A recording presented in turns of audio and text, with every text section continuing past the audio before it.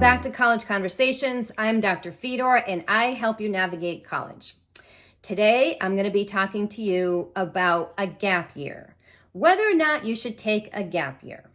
I'm going to be discussing the pros and cons, and a gap year is taking the year off between high school and college, not to be confused with the Abercrombie and Fitch year, which I will talk about in a future video, I promise you. In the United States, most students go directly from high school, the senior year of high school, to college in the fall, and they have the summer months off, but pretty much it's right from high school to college.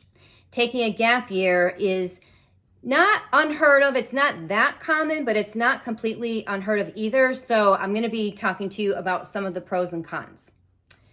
May 1st is National College Acceptance Day, and that's the day in the spring that institutions have to let students know whether or not they've been accepted to their school. And then most students make a decision sometime in the spring on whether or not they're going to be going right into college in the fall, or they're going to be taking the gap year, or they're going to be deferring their admission. Some schools will let you defer admission. If you do get accepted to their school, they will let you defer that admission for 12 months or 1 year, so you can enter the following fall. Things have been very unusual the last few years with COVID. There's been more students taking that gap year and deferring admission because either they didn't want to go to school during COVID, they didn't want to go completely online, they wanted a different experience. So check with the institution. There may be fewer slots left for them to let the students defer, because now we're kind of backlogged from the last couple of years. So that's something to keep in mind. Some of the pros of taking a gap year. The first one is, and this is probably the most common, is you would have the time to work full time and save money for college. That's probably the most popular reason I hear.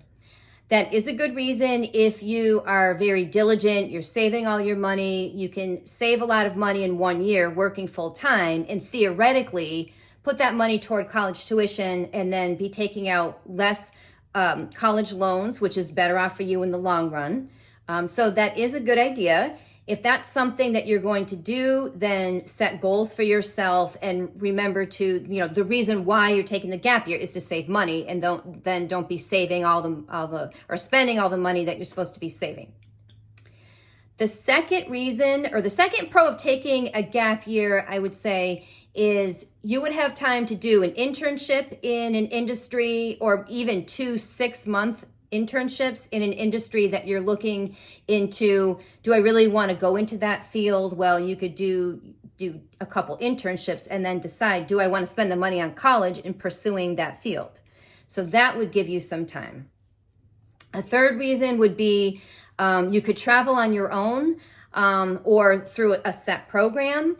And some of this becomes a little bit like, well, you need money to travel, and now if you're working full time, how are you going to be traveling? But so those are some things that, you'd have to work out what your priorities are, if it's saving money, if it's travel, if it's learning more about a particular industry. There might be a way for you to do 2 or even 3 of those at a time. The last reason is sometimes students just need a break from school, and they think, oh, I just don't want to sign up right away for 4 more years of studying. Maybe they didn't have such a great high school experience, and that sort of, influences their decision of, no, I don't really see the point. I don't really want to sign up for more studying. In that case, you need to take a break from studying and do options 1, 2, and 3, travel, do an internship, get a job, and figure out what you want to do so that you become inspired to sign yourself up for spending money on tuition and studying so that you can achieve a longer term goal that you're hopefully excited about in a field that you're interested in. The best case scenario is you take the gap year and you do a little bit of all of that. You work, you do an internship, you learn, you save money, you become inspired, you have an epiphany, you do some traveling, and it all, comes together for you. Some of the cons of taking a gap year. I would say the first scenario that comes to mind is students say, okay, I'm going to take a year off, and work and save some money. And then they get very invested in their job. Now, this could be good or bad. but this is under one of my cons. And then they say they're going to go back to school, and then they never did. Then they miss a deadline, or they're like, nah, it's not ready, or I just got promoted or something. Again, that could be a pro, depending on what you're doing, but they get comfortable in their job, and then they never go back. So just keep that in the back of your mind.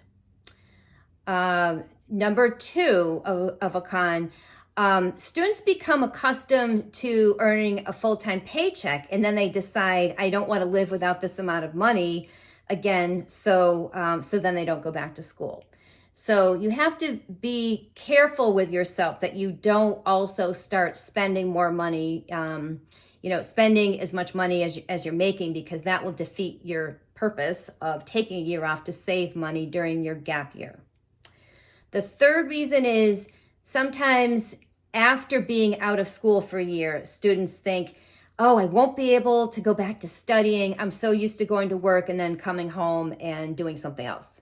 So if that's the case with you, I encourage you to watch a few of my videos, the 5 study tips and so forth, and how to stay motivated. Get yourself back into the groove of studying, because you can do it. You can get your mojo back if it's something that you are really passionate about. And hopefully by taking the gap year, you figure out, what it is that you want to be doing. And the fourth reason, this would be a con of taking a gap year. Sometimes the students will say, well, I can't go back now because I'll be a year behind all of my friends. And I know it seems that way, but honestly, in the whole scheme of things, 1 year really doesn't matter a lot. It really doesn't.